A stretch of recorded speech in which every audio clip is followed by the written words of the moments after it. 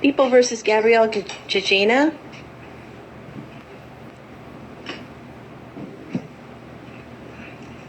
Good afternoon.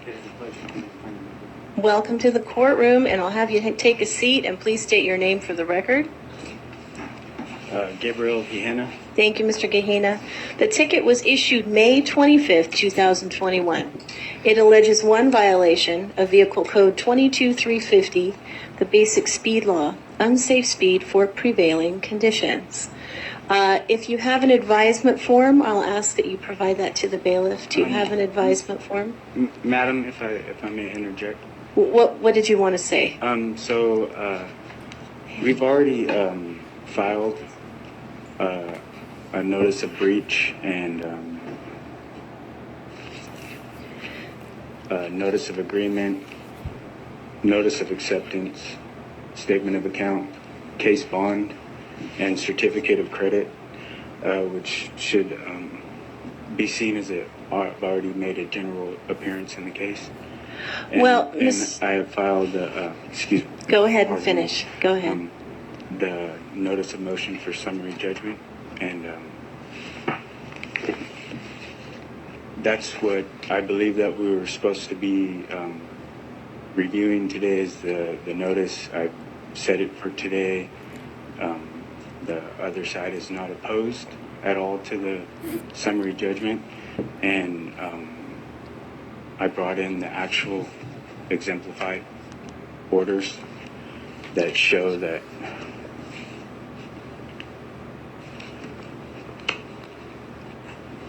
those are the documents from Calaveras County, correct? Yes, ma'am. All right.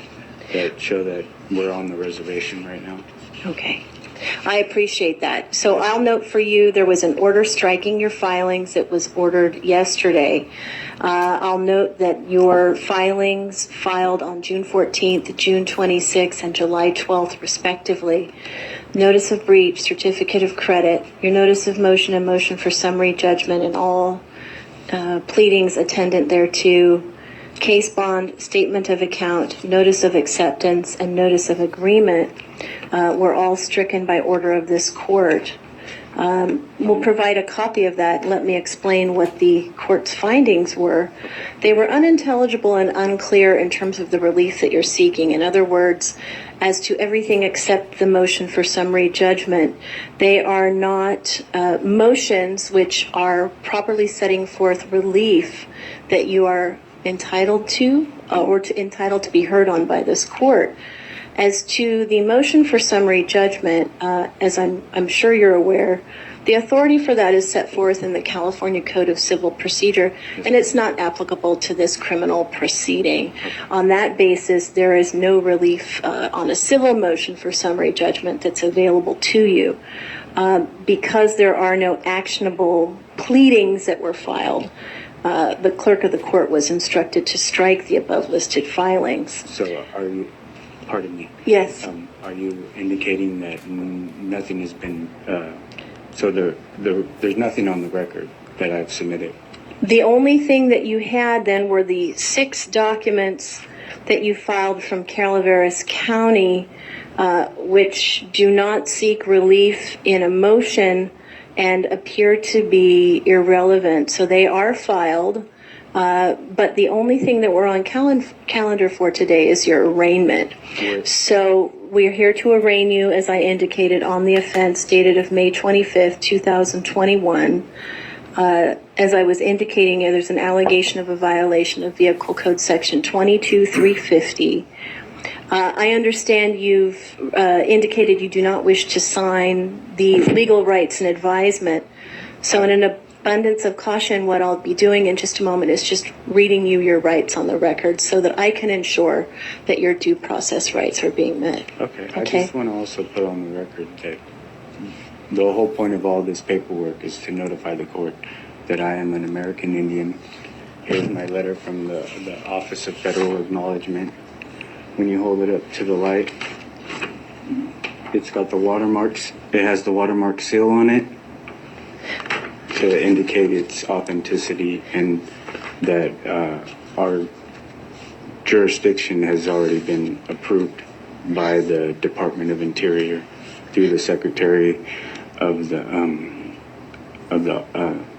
Office of the Secretary of the Department of the Interior, the Assistant Secretary of Indian Affairs, and the Office of Federal Acknowledgement, which were in the filings that I had submitted.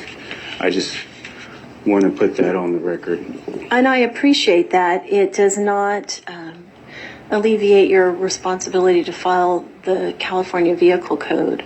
And so we are here today for your arraignment on the allegation of a violation of the California Vehicle Code. If I may object to that, is my belief that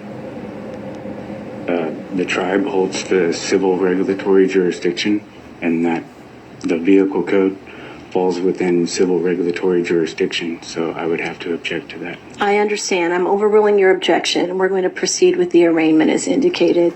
I'm going to read you your rights, indicating that this is something we would typically provide you with in a written form. The court has attempted to do so. Did you wish to review this and sign it and submit it, or did you wish to have the court review your rights with you orally? We can just do it orally. Okay, let me go ahead and let you know. This is an advisement form we use for both misdemeanors and infractions. I'll represent to you. I'm only going to read those rights that are relevant to an infraction, because not all of the rights are available to you in an infraction as they would be in a misdemeanor. You have a right to know the charge, and that is what I've just read for you, the basis of the vehicle code allegation. You have a right to be represented by an attorney at all stages of your case, including this arraignment. However, one will not be appointed at the court's expense because it's an infraction and not a misdemeanor. But if you do wish to have a continuance or delay to obtain an attorney, please let me know at the end of my advisements. You have the right to enter the following pleas today at arraignment. That is not guilty, which will put your matter on for trial, no contest, or guilty. No contest and guilty have the same force and effect, except that a no contest plea cannot be used against you in any parallel civil proceedings. You do have a right to a speedy trial. It would be a court trial within 45 days. You have the power to waive that time and put it out beyond 45 days. At any trial, you have a right to confront, see, hear, and cross-examine all witnesses testifying against you. At any trial without cost, you have a right to have this court issue subpoenas to have all favorable witnesses to testify on your behalf. At any trial that may be held, you have a right to remain silent and refuse to incriminate yourself. You have a right to know the penalty. The maximum exposure on this case is a $229 fine per the bail schedule. If you plead guilty, no contest, or are found guilty, you have a right to delay sentencing for a period of 6 hours or up to 5 days. You're presumed innocent until proven guilty beyond a reasonable doubt. And those are the advisements that are applicable to your case. All right. May I have the plaintiff read the charges into the record? So I've read to you what the charges are. Those are on the basis of the citation that was filed, and that's an allegation of a violation of Vehicle Code 22350, unsafe speed for prevailing conditions.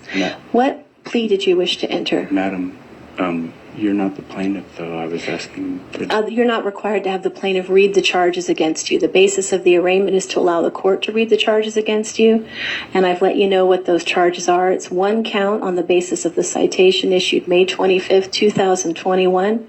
Are you ready to enter a plea at this time? If I may have an objection. What is the nature of your objection? That I believe that the plaintiff should read the charges into the record. All right, I'm overruling that objection. Okay, as long as it's on the record. All right, it's on the record. I appreciate that. Are you ready to enter a plea at this time? So, before we proceed, so none of my documents are submitted on the record, is that, or are they on the record? The only thing that remains are the 6 miscellaneous documents that had the face sheet from the Calaveras County Superior Court. All other motions or other items that were captioned and filed on demand, as I indicated to you orally and in the order that was handed to you in court, are ordered to be stricken and have been so stricken. So they will not be regarded by this court and will not be considered. I hope that clarifies it. And Okay. Well, maybe proceed with trial then. Well, we can proceed with the arraignment. So what plea did you wish to enter, sir?